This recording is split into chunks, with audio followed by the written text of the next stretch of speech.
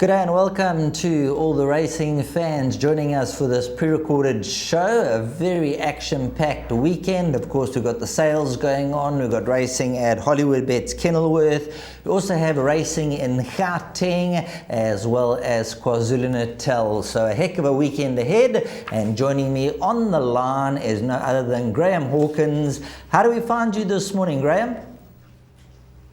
All good, thank you, Sheldon. We record on a Friday morning. As everybody knows, yesterday was day one of the National Yearling Sales. Went off extremely well. Looking forward to a really successful concluding day.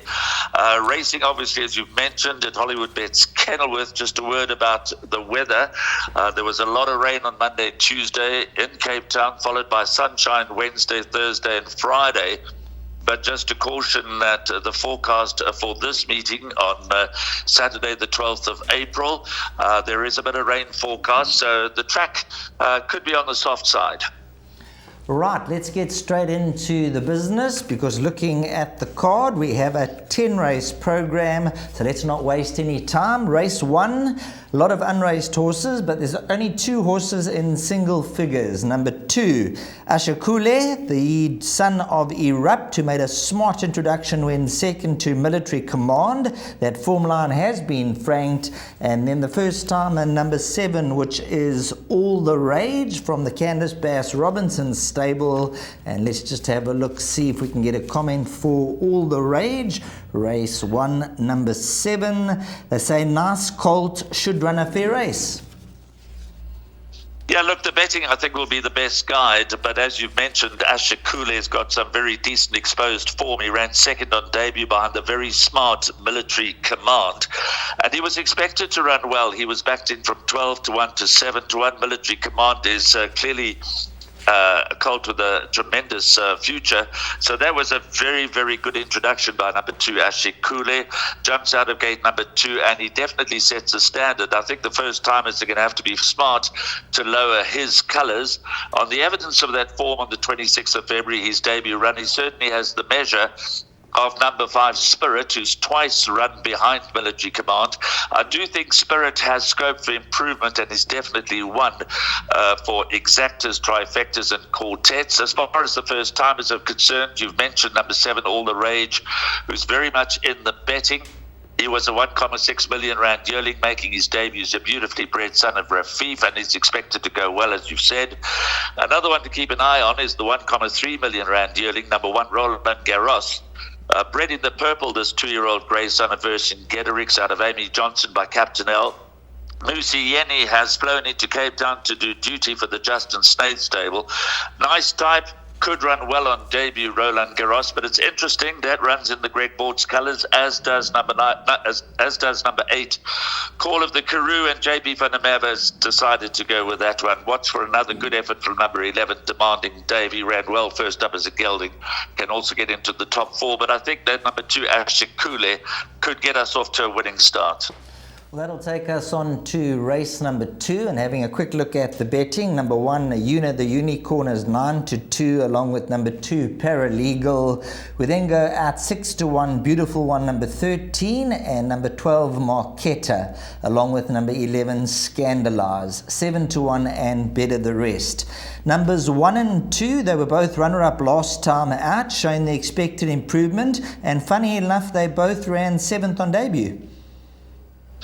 Yeah, look, this is a very, very open race as seen by the betting. They're betting it wide open. Una, the Unicorn, and Paralegal, both weak favourites at the time of recording. I'm expecting a huge run from number 2, Paralegal, coming along the right way. Hasn't been seen since the 11th of February. Showed a lot of speed when beaten by Jordash. Met with a bit of interference at the start. So for me, number 2, Paralegal, could be the one to beat, but it's not cut and dried. There has been money around in the anti-post market for number 11, Scandalize. Scandalize didn't run too badly on debut, showed a lot of speed as well, was backed in from about 9 to 1 into 6 to 1 already. So there's money around for number 11, Scandalize. Marquetta, Scope for improvement, obviously 13 Beautiful 1 and 14 Lucky 109. They both first timers watch the betting. This is a very tricky start to the bipot. Many unknowns here. We could be in for a surprise result in this maiden juvenile plate for fillies over 1,200 meters.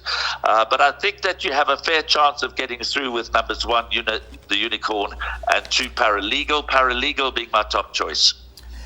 Right, let's move on to race number 3, which will be opening leg of the place accumulator. And you take it away, Graham. I'm going to hand the baton straight over to you. And at the earliest time of recording, it appears that number 4, Thingamabob, is the scratching. Yeah, that was my first choice. Thingamabob showed plenty of potential on debut, and I was expecting to run well here, Thingamabob, but that's academic now. It has been included, obviously, in my suggested place accumulator because that was put forward before the scratching became news. This is the first leg of the place accumulator, 10 past 1. So originally I went with numbers 4, 6, and 16, but 4 is a scratching. Not an easy race. It's an open maiden. I do like a little bit of number 6, Alex Miller, but has had many chances, and but should be there and thereabouts. Does top the betting boards, but I wouldn't be going all in with number 6, Alex Miller. I do think she's vulnerable. Watch for a very nice run from number 16, Meg's Legacy. Hopefully the wide draw down the straight, that there's a minimum of track buys, and that doesn't compromise her chances, because I think that 16, Meg's Legacy, is going to go extremely well here. She is the half-sister to Oriental Charm. She's been running over 1,000 meters. She's was drawn in the bush last time out at Hollywoodbets Durbanville. We've tried over a little bit further. I think she should go well in this class of company. Cape Captain and the likes of Wild Applause, who's been very, very disappointing, as well as number 15, Alicia Asherville. They're moderate, but they could win a race of this nature. So it's not going to take a lot of winning this opening leg of the place accumulator. And but I think the top 2 choices for me would be number 6, Alex Miller, and number 16, Meg's Legacy. That'll take us along to the opening leg of the pick 6, which will be race number 4, 13:45, over 1,000 meters, all things being equal. And just looking at the betting, 3-1 the field, number 2, Tripping Thunder, number 5, Heritage Ridge. It's 9-2, number 3. And then the outside support is for the first timer, which the comment is shouldn't be too far off the action, and that's number 9, 3 Tigers. And that has shortened from 16-1 down 8-1. Any word on the ground about number 9, 3 Tigers, Graham? No, haven't heard, but the betting support does send a message to us. Number 9, 3 Tigers, a 2-year-old son of One World. And again, I don't think this is a race that will take a lot of winning. It's a maiden plate over 1,000 meters. So if 3 Tigers is well above the average, could certainly make a winning debut. The form runners are obviously numbers 2, Tripping Thunder, and 5, Heritage Ridge, both of which are knocking very loudly at the door. But they've had their chances. This will be Tripping Thunder's 8th start. He's been placed in his last 3. Heritage Ridge is having a 10th outing, but has been runner-up in 3 of the last 4 starts, so a clear chance here. There could be a bit of value around number 3, Gimme a Thrill. Had its first start as a gelding on the 8th of March. That was after a 5-month break. Didn't run too badly, went 4th behind Sugar Bush, and there's plenty of scope for improvement for number 3, Gimme a Thrill. In the place accumulator, I've gone with numbers 2, 3, and 5, so I'm taking no chances here. I think I've covered all the bases. A bit of a chance also for number 11, Eco, but hasn't run since June, so it's been off the track for a very long time. The betting could be the best guide, and as you mentioned, there has been support for number 9, 3 Tigers. So it is the opening leg of the pick 6. You could probably ignore the first time unless it's a huge amount of money. Put it in just in case one of the fancied runners doesn't run second behind it, because obviously the first timer rule does apply in the pick 6. But the top 3 horses, the eye-catching horses, are 2 Tripping Thunder, 3 Gimme a Thrill, and 5 Heritage Ridge. And I fancy them in that order. That'll take us on to race number 5, and looking at your place accumulator, you've elected to banker number 2 Vapor Trail from the powerful Vaughan Marshall stable, coming back from a 66-day absence, second to Molesbury Missile last time out, and that is your current 22-10 favourite. Number 4 Gold Dust, 28-10, and then the interesting runner could be number 8 Konnichiwa at 33-10. It's then 7-1 and better the rest. So looking at your selection, number 2 Vapor Trail, well drawn at gate number 2. Quite a lot to like about this, Eric the Red. Yeah, look, number 2 Vapor Trail is a 2-year-old running against the older horses. From the 1st of April, the 2-year-olds could compete against the older horses, and they're largely successful in these kind of races, the maiden plates over 1,400 meters. This is the half-brother to One Stripe. He showed good improvement in his second start, went second behind Malmesbury Missile, who didn't run a bad race in a semi-feature the next time. So, yeah, I'm putting my hopes on number 2 Vapor Trail, just how the 2-year-old is going to go against the older horses, but there could be something to come from number 2 Vapor Trail, and as you mentioned, he's got the draw in his favour. The opposition comes from number 4 Gold Dust, and number 8 Konnichiwa, and possibly number 12 Louis Star, one to consider for trifectas and quartets. But I'm reasonably confident that, as I said, One Stripe's half-brother, number 2 Vapor Trail, will get into the top 3 and shapes up as a place accumulator banker. So he is my outright selection. I'm hoping that he's well above average. He will need to be, because it's not easy, as I've mentioned, for 2-year-olds against the older horses. But Vapor Trail ticks a lot of boxes for me. Moving along to race number 6, and unfortunately there's 2 casualties here. Number 5 Kinda Wonderful would have had a lot of supporters. That is out. And also number 10 I'm So Pretty. So at the early time recording, 11 runners go down to the start. 33-10 the field. Number 11 Rainbow Lorikeet. Number 3 Princess Izzy's 4-1 with number 4 Lock and Key, and then you can get 6-1 and better the rest. Now Graham, this looks like a race with your numbers 3, 7, 9 and 11 that you don't really trust this race. No, I don't. I think it's a very competitive renewal of the 200,000 Rand Sweet Chestnut Stakes, listed for fillies and mares over 1,400 meters. The best weighted column tells the story. Number 9 Scarlet Macaw, who ran second in the fillies guineas behind Fatal Flaw, and obviously Fatal Flaw has come out to win another Grade 1 race, so that form is strong. She's been below par in the last 2 starts, but I think at that stage the Candice Bass Robertson stable was going through a little bit of a virus, so I'm prepared to forgive her those 2 starts, judge her on her best form, and she is my top choice, number 9 Scarlet Macaw. I think she'll run well here. Andrew Fortune is an interesting jockey booking for the 3-year-old daughter of Horizon. So Scarlet Macaw, I'm hoping she'll bounce back. She goes well over this 1,400 meters. And there's no doubt that on her very best form, she'll have a bright chance here. Her stable companion, number 11, Rainbow Lorikeet, is in the form of her life. Her recent performances have been over somewhat further, 1,800 meters and 2,000 meters. How she will shape up coming back in trip to 1,400 meters, only the race will show. She's got a bit of a wide draw to overcome, but that has improved as a result of the 2 scratchings, leaving us with 11 runners. She'll come into gate number 9. Still not a good draw, and a trip possibly on the short side for her, but there's no doubt that number 11 Rainbow Lorikeet will be doing her best work late. Princess Izzy is a model of consistency, nicely drawn. She'll be there and thereabouts. Call me Jetrix, step up in class, but you can't fault her consistency.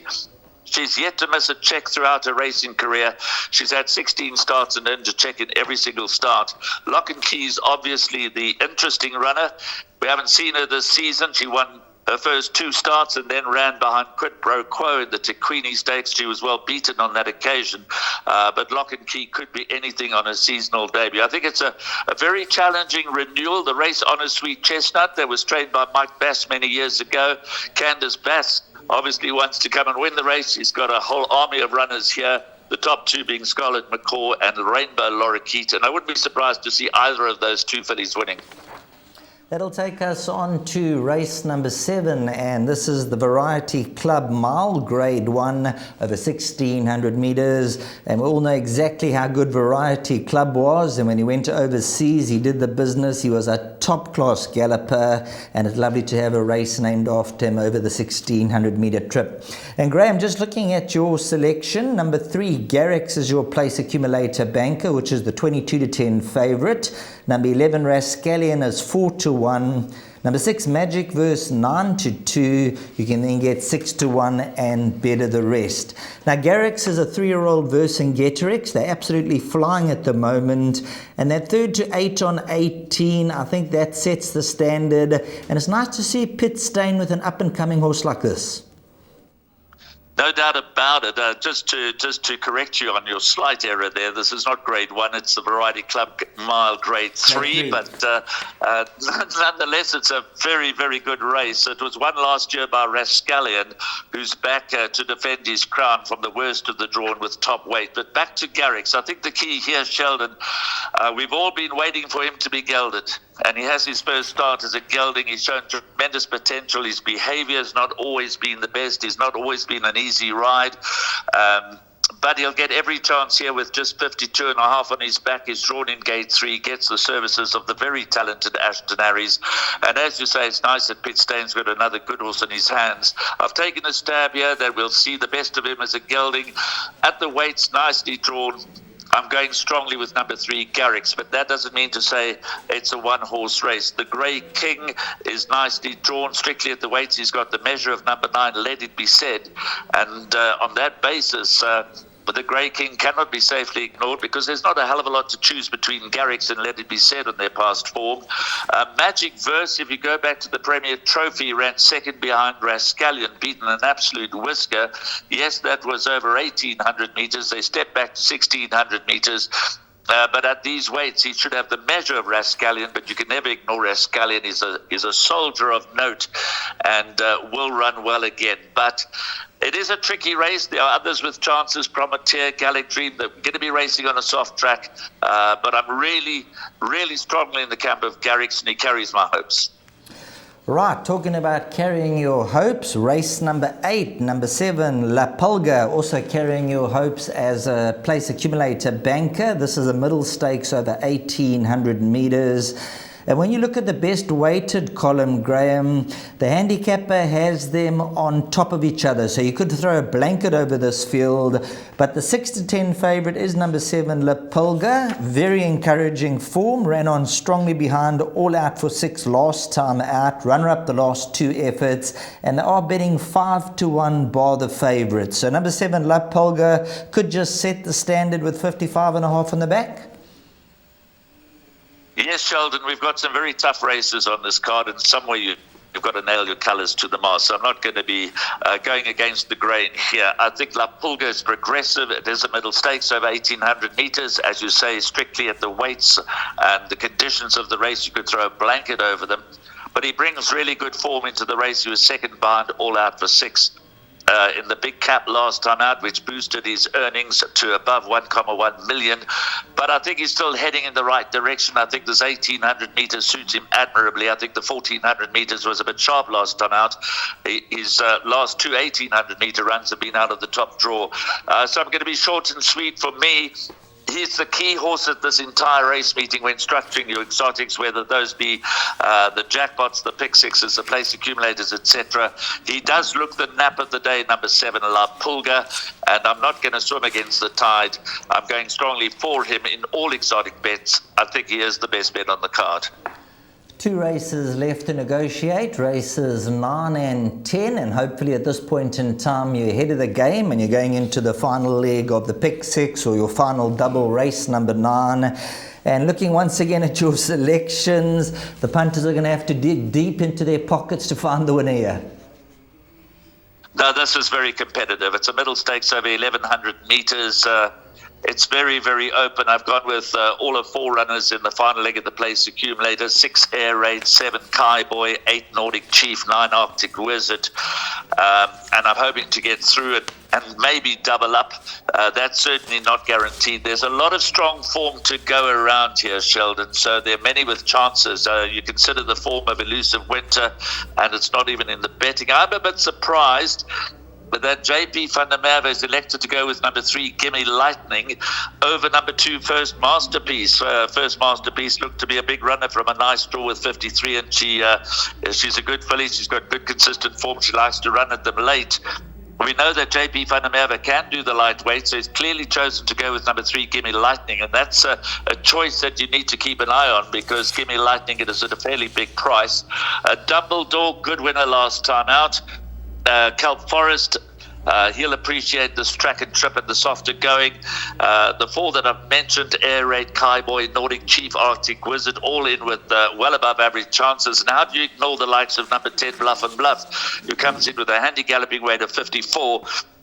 And his form is faultless. So this is a very tough race.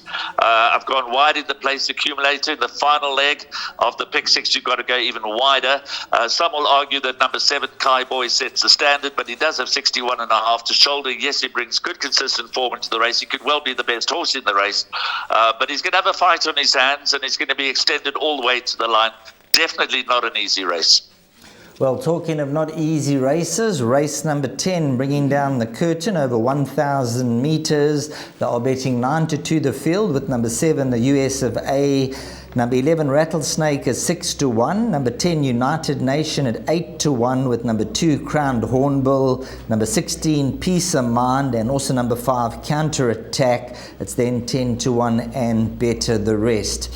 Now, this looks to be an absolute minefield, and just a horse that I'd like to throw into the quartets. I know number 3, Golden Tatiana, she's completely lost her form, but if she can bounce back, she could be a horse worth throwing into the top 4. Yeah, look, she's got a tremendous amount of speed, but as you say, she's lost her way, and I'm going to sit on the fence with number 3, Golden Tatiana. I thought you were going to throw number 8, Piroshka, at me, because I know that's one of your favorites and can certainly get into the action here, even though 1,000 meters might not be his optimum trip. As I said, the track might be a little bit on the soft side. We are expecting a bit of rain on race day. So Piroshka, this, as you said, is a nightmare of a race. It's a C stakes over 1,000 meters. I'm going to rely on the form behind on Peace of Mind's form. When she came out, she led from start to finish. She's very quick over 1,000 meters. She had the measure of Rattlesnake, who reopposes here in that race. So I'm going to rely on that form, and my top 2 choices would again be number 16, Peace of Mind, and number 11, Rattlesnake. I wouldn't be surprised if Rattlesnake overturned the form, but there are so many with chances here. We've mentioned Piroshka. I think that's very much alive. I think that Paddy Cray's runner number 7, the US of A, is very much alive. The lurker in the pack, and it's interesting that Brevin Plyke's rides, could be number 6, Furious Queen. He'll claim 2.5. She'll only carry 55. For me, she's been a bit disappointing in the last couple of starts, but if she was to suddenly bounce back, I wouldn't be surprised. And she's at a big price, number 6, Furious Queen. Counter Attack is stable companion to Rattlesnake. So I see that Elder de Meyer rides Counter Attack and has got off Rattlesnake, so that could be a clue. I did think that Rattlesnake was perhaps the better of the 2, but Counter Attack's got 64 to shoulder, which could be a big ask for him, but I think that Candice Bass Robinson's runners are alive. I don't quite know what to make of number 2, Crowned Hornbill. Went to Fairview to win its maiden, did so very comfortably by more than 4 lengths, but we'll have a better idea of what the future looks like for Crowned Hornbill after the running of this race. So it's wide open, but Rattlesnake, Peace of Mind, Counter Attack, Furious Queen, Piroshka, and the US of A. How's that for a not-so-short list? It's a lovely race to try and catch the quartet. Because I think whatever happens, I think it'll pay a huge dividend. If you were to push me into a corner for a floating bankers, if you want to need to go with 2, I would rely on the form of their last run and go with numbers 11, Rattlesnake, and 16, Peace of Mind, as a double roving banker in the final leg, in the final race, as far as the quartet is concerned. Well, thanks very much, Graham. As you mentioned, the track's going to come up on the soft side, so there's every opportunity of some big results in a very competitive day's racing. So for all your followers out there, if you wouldn't mind going through your suggested bet, and let's hope it comes out trumps. So the suggested bet is the place accumulator. First leg is the third race off at 1 I've gone with 3 runners, 4, 6 and 16. But obviously, as we now know, number 4, Thingamabob, is a scratching. So we're left with number 6, Alex Miller, and number 6, Max Legacy. Now you can leave the scratching and hope the tote favourite arrives and doubles up or gives you an alternate choice, or add in the likes of number 9, Cape Captain. If you want to take out the scratching, then you would add in number 9. Second leg, numbers 2, 3 and 5. Then we bank the 2-year-old in open company, number 2, Vapor Trail. That's in race 5. Go wide in the next leg, numbers 3, 7, 9, 11. That is the Sweet Chestnut Stakes. We bank number 3, Garrix, in the Variety Club Mile, and then bank number 7, La Pulga, in the penultimate leg. Going wide in the final leg, which is race 9, going with number 6, 7, 8 and 9. That is a suggested 144 Rand place accumulator perm, and let's hope the bankers arrive. Well, thanks very much, Graham. Have a wonderful weekend, and hopefully the horses can do it for us on the racecourse. Thank you, Sheldon. As always, a pleasure. Thanks very much to Graham Hawkins joining us on the line. 10-race program at Hollywoodbets Kenilworth. You've heard about the weather patterns, quite a bit of rain about, so the track's going to come up on the soft side. So watch those runners who enjoy those conditions, and may your horse run faster than the others.